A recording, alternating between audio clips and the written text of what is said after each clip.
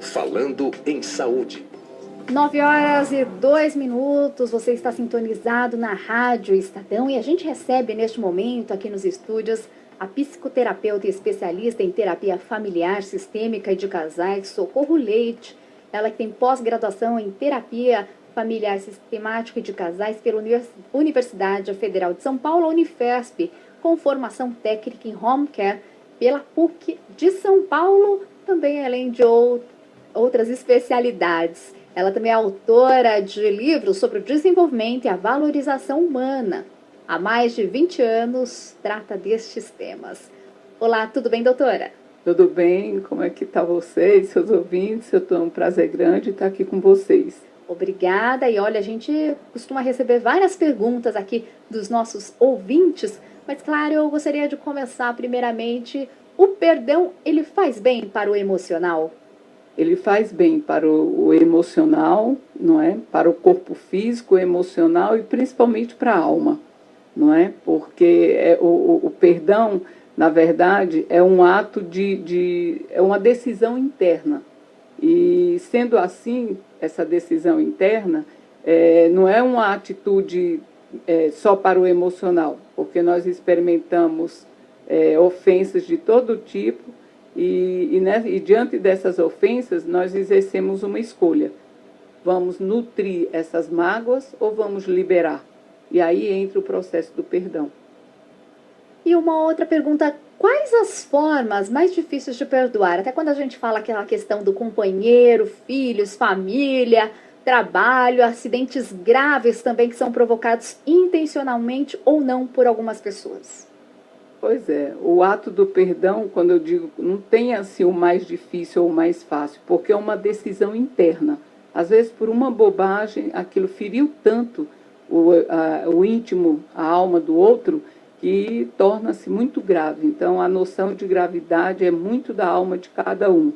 Mas é evidente que o perdão faz bem à saúde e a gente tem que perdoar a mínima ofensa ou a máxima ofensa. O importante é o ser humano estar preparado para não nutrir essas mágoas, seja de uma pequena ofensa ou de uma grande ofensa. É porque a gente até observa algumas situações, por exemplo, eu tenho irmãos, às vezes a gente sempre teve aquela briguinha ou outra, mas um vai lá, fica bravo por telefone, desliga, mas geralmente na minha família, no dia seguinte um já tá ligando falando, oi, tá tudo bem? Olha, tô precisando de alguma coisa, mas tem aqueles casos de famílias que às vezes, uma simples frase faz com que um filho, um pai, eles fiquem sem se falar por anos, né? E, às vezes, se você chegar para esses casos citados aí, que passam anos com aquela mágoa guardada, e aí você pegar um indivíduo desse e perguntar, mas qual é o motivo que você não fala com o seu ente querido, ou seu, né? Ele vai dizer, olha, o fato em si eu não me lembro, mas eu guardo muita mágoa do fulano. Então, você veja que é uma questão de reflexão. Cada um que tiver esses tipos de mágoas tem que fazer uma parada, uma reflexão na vida e avaliar, será que vale a pena eu guardar todo esse lixo interno dentro de mim, gerando tantas doenças, como hoje a ciência já comprova isso, infarto, não é? A pressão alta, as dores musculares, tantas doenças emocionais, pelo fato que você nem lembra mais a causa. Então, é uma questão mesmo de dedicação da pessoa parar e começar a esvaziar esse interior. E essa questão, né? Porque além do perdão fazer bem para o emocional, acaba influenciando, como a senhora destacou, a questão de pressão alta, a questão da própria saúde, né? O corpo não suporta, Renata, a pressão interna dessas mágoas, porque ela encaixa nos problemas psicossomáticos. Então, você vai somatizando, essas emoções vão tomando corpo dentro do próprio corpo físico e a estrutura física não aguenta. O sistema límbico, que é o responsável pelas nossas emoções, não consegue segurar. E aí começam as doenças a aparecerem. Tanto que quando a gente fala no perdão, o significado da palavra é um processo mental ou espiritual de cessar o sentimento de ressentimento ou raiva contra outra pessoa ou contra si mesmo decorrente de uma ofensa percebida, diferenças, erros ou fracassos, ou cessar a exigência de castigo ou restituição. Perfeito, é isso mesmo. O perdão é exatamente isso, é uma decisão interna não movida por emoções. Você tem que fazer um estudo interno e avaliar, de fato, essa ofensa, essa injustiça, essa maldade, essa mentira, essa humilhação, essas depreciações da sua alma e entender que não vale a pena perdoar por perdoar. Tem que perdoar por convicção. É aquele fato que nós citamos atrás. Ninguém nem lembra a origem da mágoa, mas alimenta-se. Parece que a gente tem assim um espírito de revanchismo, de dizer, não, mas eu não gosto dele. Só que se você consultar internamente, você não vai saber o motivo. Então, essas ofensas bobas, isso tudo seria interessante, assim como a gente quando sente o corpo sujo e a gente vai e toma um banho físico, por que então não esvaziar esse coração, tirando essas emoções praticamente sem sentido, que ocupam espaço no nosso interior sem o menor sentido e que judia tanto da gente? E o mais sério de tudo, judia a quem nos ofendeu, porque essa pessoa fica atrelada a gente. Para onde que você vai levando a energia daquela pessoa, podendo você levar um propósito para a sua vida, um projeto de vida, um pensamento positivo. Quer dizer, você fica carregando o lixo dos outros que você nem recorda mais. Pense nisso. Perdoar é um ato de amor, é um ato de doação. E se vocês repararem, tem também a questão da incoerência do perdão. Eu gostaria de lembrar isso para a Renata, eu não sei, eu sou católica e tenho o meu lado devocional. E veja bem, quando a gente recita o Pai Nosso, e eu faço essa oração seguido na minha vida, então lá a gente diz, o pão nosso de cada dia, nos dai hoje. A gente pede a Deus que não nos deixe faltar na nossa mesa o pão de cada dia. E em seguida a gente diz... Perdoai as nossas ofensas. Perdoai as nossas ofensas, a gente pede a Deus que perdoe nossas ofensas, assim como nós perdoamos a quem nos tem ofendido. Olha que incoerência. Então, meu amigo ouvinte, reflita sobre isso. É na simplicidade da vida que a gente se organiza. E quando a gente fala até nessa questão do perdão, né? O que é mais difícil? É aquela questão você conseguir perdoar alguém ou aquela questão até o sentimento de culpa que a outra pessoa fica também, né? Sim, aí é uma mistura de emoções, de razão, não é? Envolvendo o ofensor e o ofendido. Mas, na verdade, o processo de perdão, ele é um processo para você perdoar o outro. Às vezes, quando chegam casos desses, com famílias totalmente emaranhadas, enroladas, não é? A nível de encrenca, de brigas na clínica, eu vou fazer um trabalho e inicio dessa forma. A desocultação da mágoa. Então, vamos cutucando, não queria dizer essa palavra, mas vamos cutucando essas emoções, não é? Dentro de cada um, para desocultar, deixar a mágoa presente. Porque às vezes a pessoa nem lembra o motivo pelo qual ficou magoada. Então a gente vai fazendo esse processo de desocultação da raiva, considerando que a sua influência na nossa forma de viver e de sentir é muito importante. E aí, depois dessa desocultação, aí nós vamos partir para decisão, para o ato da escolha. Você vai decidir perdoar, liberar essa mágoa ou você vai continuar nutrindo? Aí o paciente decide se vai perdoar ou não. A partir daí você começa a negociação com o próprio paciente. E ali a gente sabendo que aquele paciente tem o corpo, a mente e o espírito. Não é? Tem o emocional dele, mas tem a razão, a mente toda hora dizendo, não vou perdoar. Mas você nem lembra o motivo, não, mas eu não vou perdoar. E a gente tem que respeitar a individualidade e o querer do paciente. E nesse processo começa o convencimento, né? Conscientizando o paciente que é melhor liberar para a saúde física, emocional e espiritual. E aí começa o processo de perdão. É uma briga entre a terapeuta, uma briga no bom sentido, né? A terapeuta vai tentando cutucar, mexer devagarzinho naquelas feridas para que ele largue aquele ofensor que já está lá anos atrás. Mas quem está sofrendo, na verdade, é o próprio paciente que chega debilitado na clínica e não tem noção disso. E, doutora, claro que a gente tem aquelas ofensas mais simples, mas quando o caso é até um assassinato, né, algo realmente que choca não o país, mas acaba chocando familiares, um acidente muito grave que às vezes não pode nem trazer de volta aquela pessoa querida. Como perdoar nesses casos? É uma situação bem mais delicada também, né? Uma situação bem mais delicada pela gravidade do caso, né? E aí a gente começa, muitas vezes, eu sou talvez uma das pessoas que mais mando celebrar missa na igreja de São Judas, exatamente para esses casos. Eu acredito que a oração, ela facilita, é um processo de facilitação nessa coisa da mágoa, do perdão, do ódio, da ira. Então, eu sempre entro para aplacar esses processos com a oração.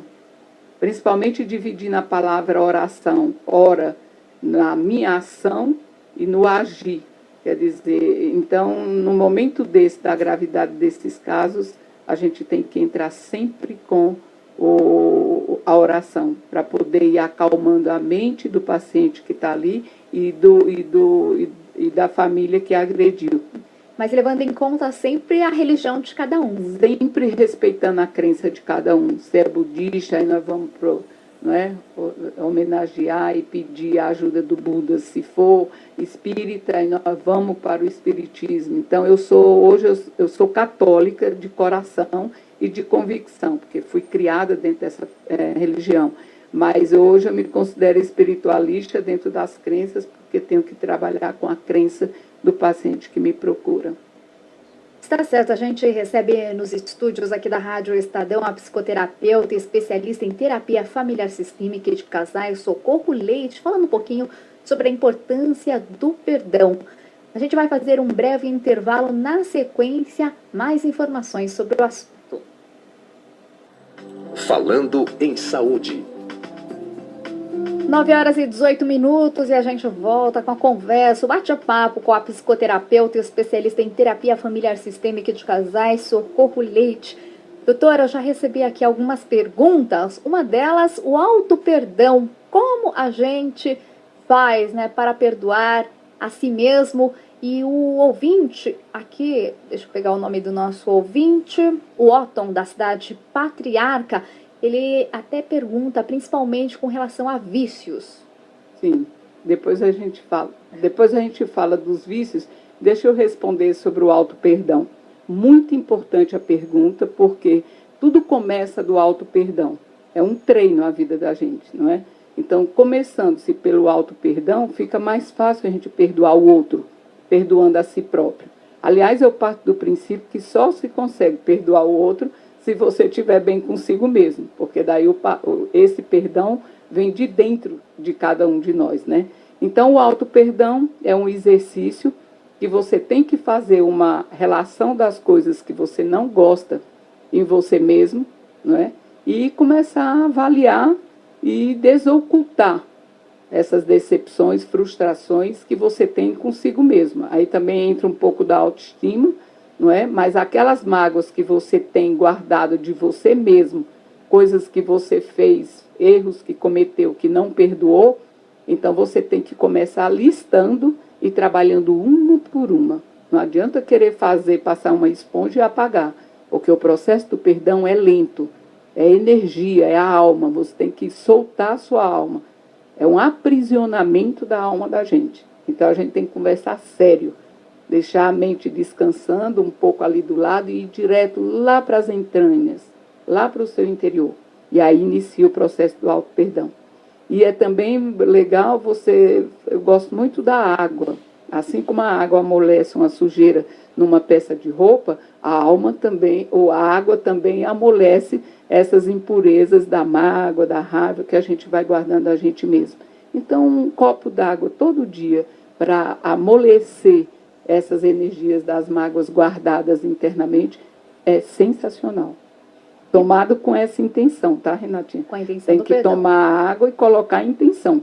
Porque a mente é que determina, na hora que a gente vai tomando os golinhos da água, já vai dizendo para que essa água vai fazer parte dos nossos 70% de água que o corpo já tem.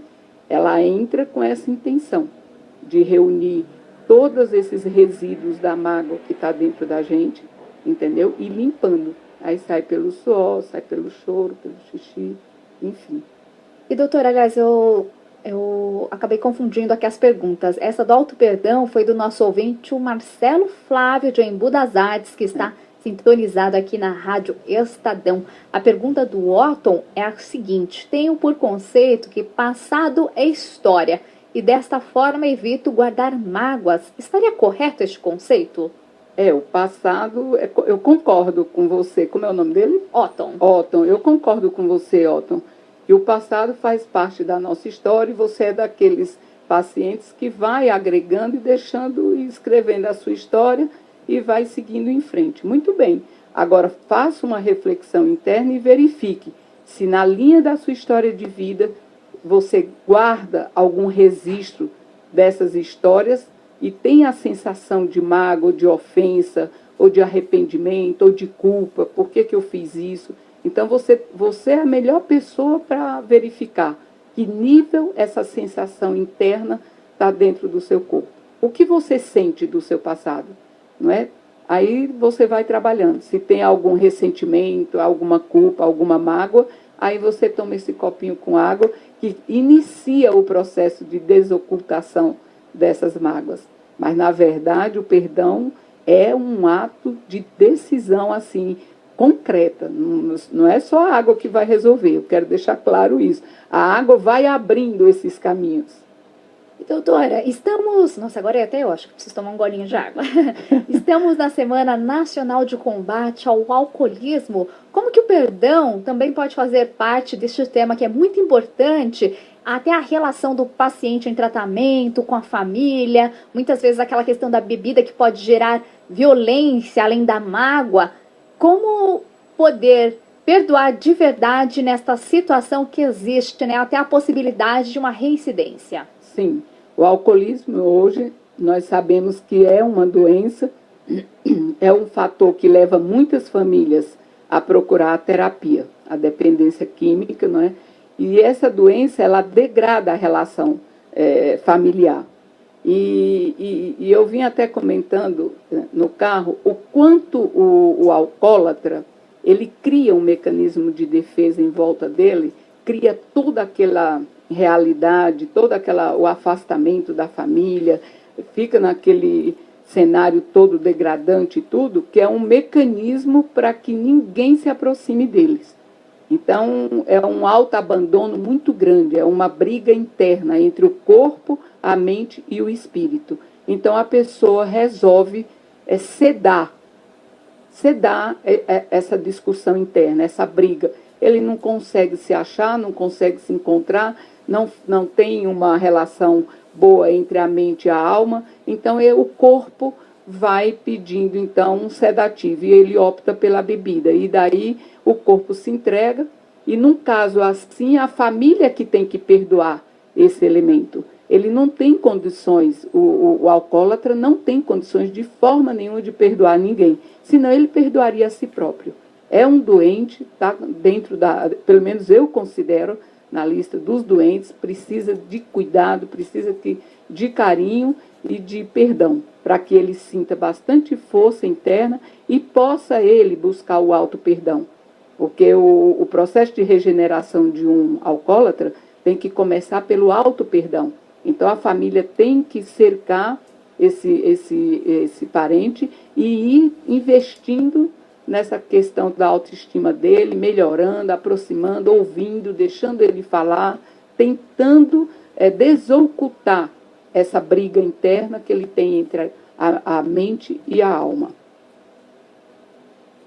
Com certeza, doutora, até porque tem essa questão, né, como eu destaquei no início, o risco, né, da reincidência. Então, aí, primeiramente, a pessoa que tem algum vício, ela perdoar a si mesma, né? Acho que então é o primeiro passo para que até ela não tenha, né, recaídas também, né? Quando ela se perdoa, né, inicia o processo desse auto-perdão, se arrepende de estar dentro naquele esquema de bebedeira e tudo, ele automaticamente ele estende a mão. Ele aceita a ajuda de um familiar. Alguém se aproxima dele e então dali começa a levantá-lo daquela vida. Mas tem que esperar ele querer ajuda, ele estender essa mão. Senão vai ter várias recaídas e até que a alma, aí entra um processo karmático, aí entra um pouco das minhas crenças, que eu sinto muito também, vínculos, né? Por que essa alma está naquela família, né? Por que nós temos um parente nessas condições de viver sedado ao nosso lado, quando a gente tem toda uma vitalidade, tem nossa vida normal, nossa rotina, e aquele parente ali totalmente, que a gente tem às vezes até vergonha de dizer, é meu parente, de tamanha é a degradação, não é? Mas por que então nossa família, nós temos um elemento desse na nossa família? O que precisamos aprender com esse alcoólatra, né? Com esse doente? Porque a dependência química, seja qualquer tipo de droga, é uma carência muito grande. Necessidade, a alma clamando, gritando. A impressão que eu tenho, eu vejo uma cena assim no deserto, esse viciado em cima desse morro altíssimo, e ele bradando, gritando, e ninguém escuta, nem ele mesmo. Então a cena, eu tenho muita vontade de estudar esse tema do alcoolismo, porque é muito triste, é muito deprimente, mas é uma realidade nossa, e nós temos que nos curvarmos e buscarmos soluções para isso. E doutora, o ouvinte Paulo, ele é da freguesia, eu dou a pergunta, é difícil perdoar? É difícil perdoar porque a gente envolve o lado emocional, mas quando você entra com a decisão, é uma questão de opção. Se você entra com a decisão, com o seu racional, chega de carregar nutrindo mágoas, quirelas, sabe, picuinhas, que eu nem me lembro mais do que, aí você leva a sério, encara, sabe aquele dia que a gente amanhece com vontade de pôr a vida em ordem? Nesse dia você senta e faz essa lista que eu vou te sugerir agora, não é? Começa do pequeno, mas vai listando, faz a lista e deixa esse papel a mãos, próximo de você. Sempre que lembrar de um detalhe, a lista. E quando essa lista estiver pronta, daí você senta consigo mesmo e diz, e agora? Vou começar por onde? E aí começa, a mente apontou, a lista tem 10 ofensas, ela te sugeriu ir para a quinta. Então tu vai para a quinta e aquela será a tua primeira. Aí passa a limpa essa lista, já colocando essa quinta como sendo a primeira. E aí começa a trabalhar. Esquece as outras e vai trabalhando muito devagarzinho nessa ofensa, desocultando, assim como você estivesse cavando um buraquinho, puxando a areia até chegar à água. Quando você sentir que está minando assim, a areia já está um pouco molhadinha e tudo, então você segue em frente, que você está liberando as suas ofensas da sua alma. Que a alma é essa aguinha que está lá no interior nosso. Então você vai entrando, só você com você mesmo. Não dá para fazer esse trabalho com ninguém por perto, tagarelando. Tem que ser um trabalho interno. Está certo, essas dicas da psicoterapeuta e especialista em terapia familiar sistêmica e de casais Socorro Leite. A gente vai para mais um breve intervalo. Na sequência, mais informações neste bate-papo sobre o perdão.